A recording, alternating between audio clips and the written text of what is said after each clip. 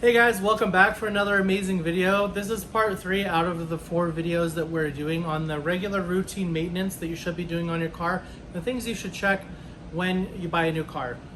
Yep, so if you guys like seeing content like this and want to see more of it, do not forget to like and subscribe.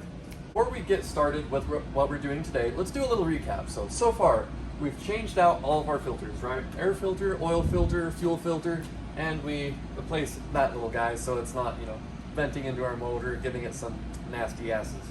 So the next thing that we're going to be wanting to talk about is fluids and what you want to check when you pick up a new car just to make sure it's running in tip-top shape. So we'll start from the front of the car and we'll work our way back. So first up, we have your radiator, right? So you want to make sure that all your coolant is nice, it's clean, it doesn't have like any weird little bits or chunks floating around. And one important thing that you can do is if you go to your local auto parts store, and now this is only if you live in like the snow belt or surrounding areas that get very cold, you want to get this little coolant checker. And all it does is it checks your antifreeze, and it has these little balls in there that float depending on what the coolant is rated to. That way you know if your coolant is in the safe level for how low your temperature gets in the area that you live in. Then, moving back, we get to the engine oil, right? So our engine oil, as you guys saw in a previous video, we did already do an oil change. So we know that's good. We know it's topped off with some good old royal purple.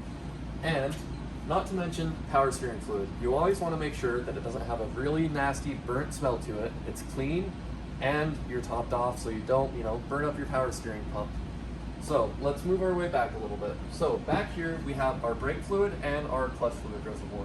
So most of the time when you get a used vehicle, they're going to be cloudy and they're going to be pretty nasty. They might even be black, which is not good because it means the oil has degraded and it doesn't have the same properties it does when it's new.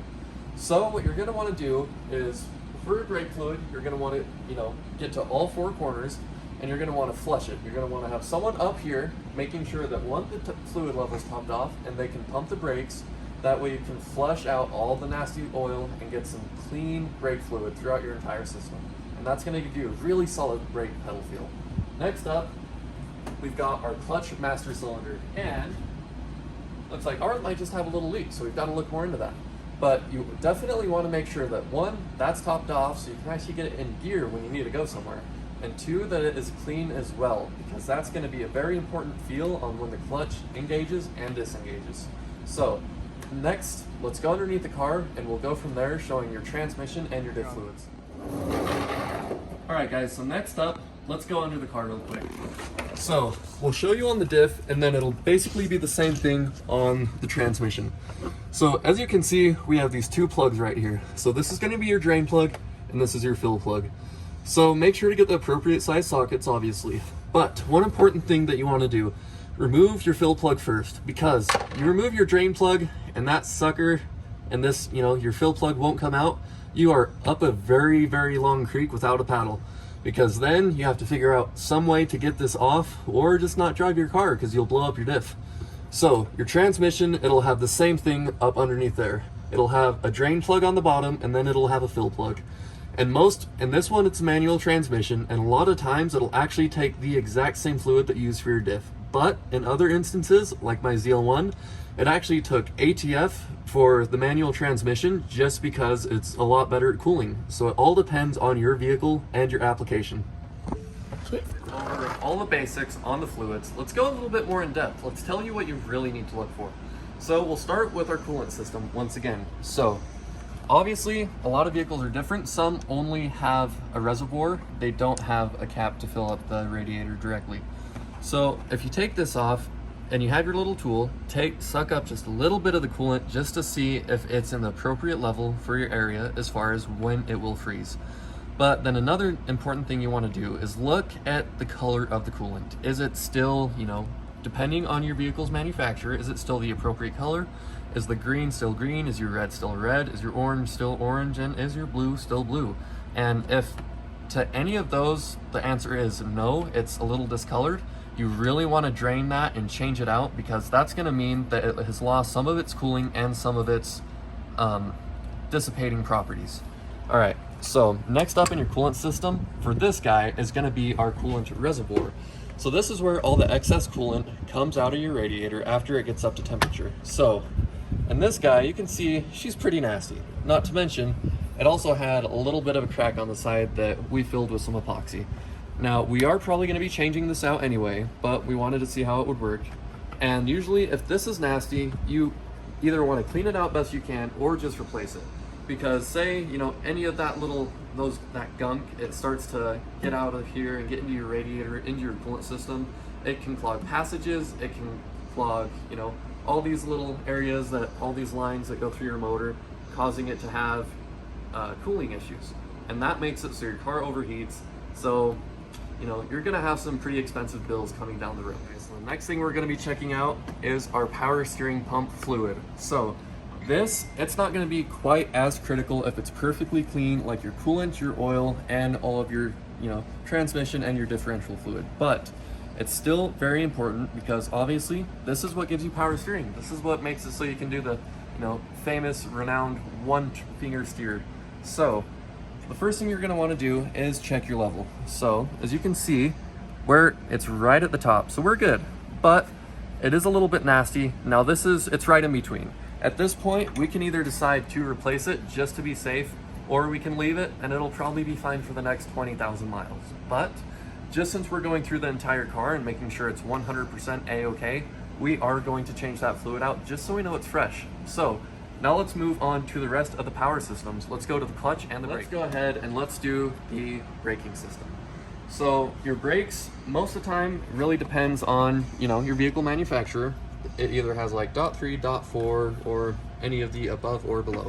So as you can tell, this fluid, it is nice and clean, but that is because we've already changed it.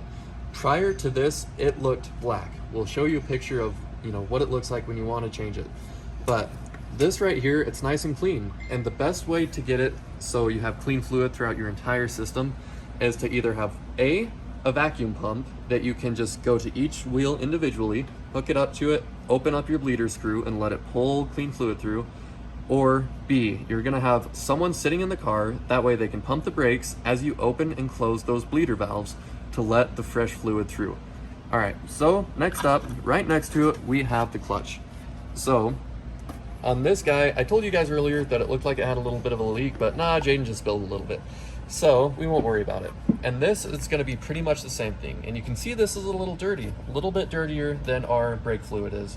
So we will probably wanna change that out. And it's gonna be the same exact process.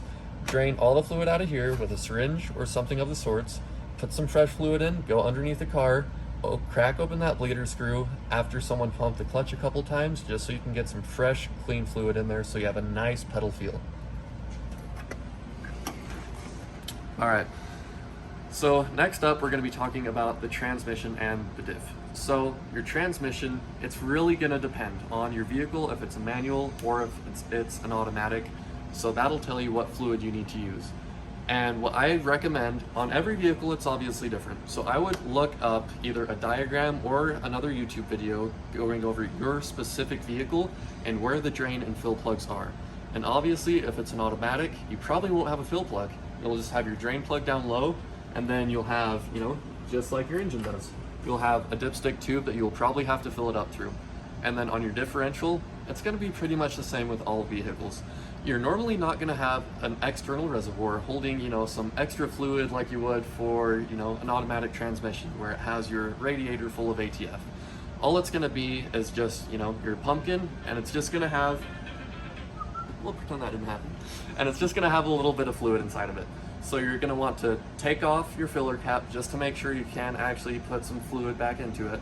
Then you drain it, and then you put whatever your, you know, vehicle specifies.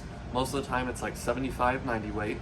And go ahead, put in your drain plug and then go ahead, put your drain plug in after you got all the fluid out of there. Make sure it's nice and snug. And then after that, you top it off in your filler cap until it just starts to drip out. Put that guy back in and you're all good to go.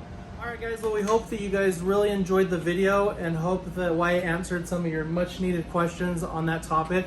Stay tuned for part 4, which we're gonna end up covering a little bit more of the car. This one's gonna be more about the braking system and about like the rotors and the brake pads and all of that. So don't forget to like and subscribe. And remember, drive fast and don't be last.